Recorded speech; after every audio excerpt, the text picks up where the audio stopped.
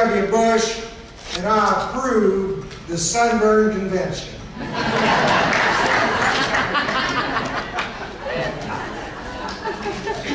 You missed me yet? People ask me if I sleep real good now that I'm no longer president. I'm just like the rest of America. Now that I'm no longer president, I sleep real good at night. I really appreciate being here today with all you good men and women here today in Daytona.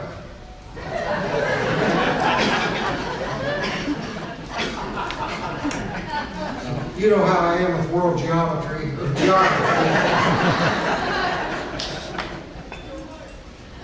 I haven't been out much lately. Laura told me I needed to get out and be a better socialist. I wanted to find out a little bit more about your group, so I had my aides Google Sunburst Convention. Oh, Google? That's modern technology. When I was growing up, Google was something you did in the morning with Listerine.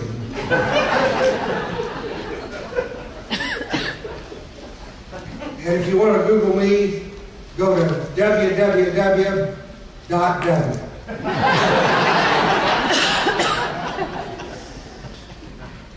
But Google told me that I should never underestimate what a distinguished group this is.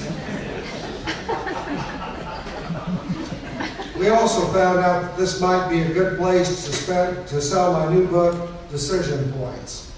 I wanted to write down what happened during the George W. Bush era before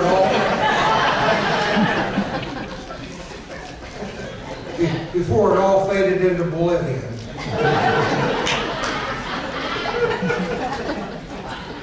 So I'm going to put my win to the political finger and tell you some of the important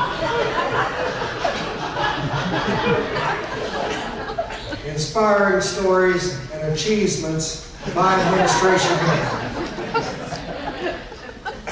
When I first started my campaign for the presidency, the Democrats were spreading rumors about my misspent youth in that Grecian college fraternity. Supposedly, they found a picture of me dancing naked on a bar. Well, that's ridiculous. I wasn't dancing. My favorite meal then was a BLT, beer, liquor, tobacco. But you know what we Bushes say, life hands you lemons, you make lemonade. Life hands you tomatoes, you make Bloody Marys. But at least I didn't say something stupid like, I drank, but I didn't swallow.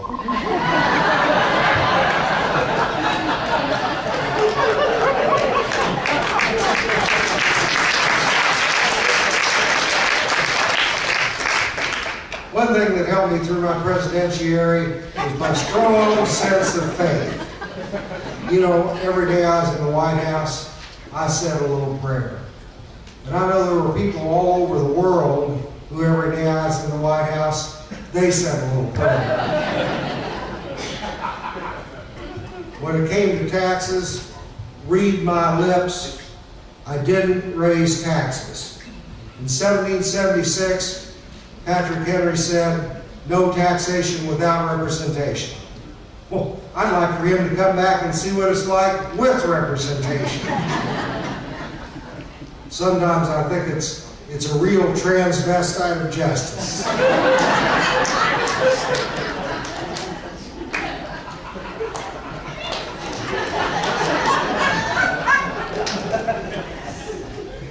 In Washington, D.C., we had to deal with the same-sex marriage question. I've always been curious about that proposition. I never could understand why a gay would not want to marry a lesbian. But hey, my position is that I don't have any big problems with same-sex marriages. After all, Laura and I have been married over 30 years now, and we keep having same sex.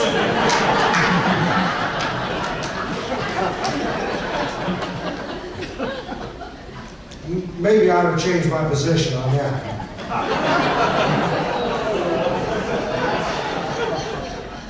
I know I wasn't very popular when I left with the polls, when I left office, but if I wanted to be popular with the polls, I would have run for president of Poland.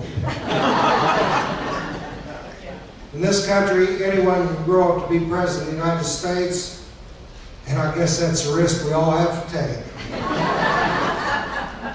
After all, things are more like they are now than they ever have been before.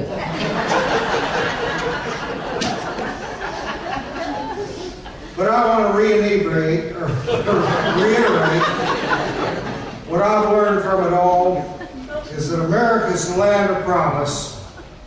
And if you don't believe that, you haven't been listening to us politicians talking. Thank you all. May God bless you all. And may God bless America.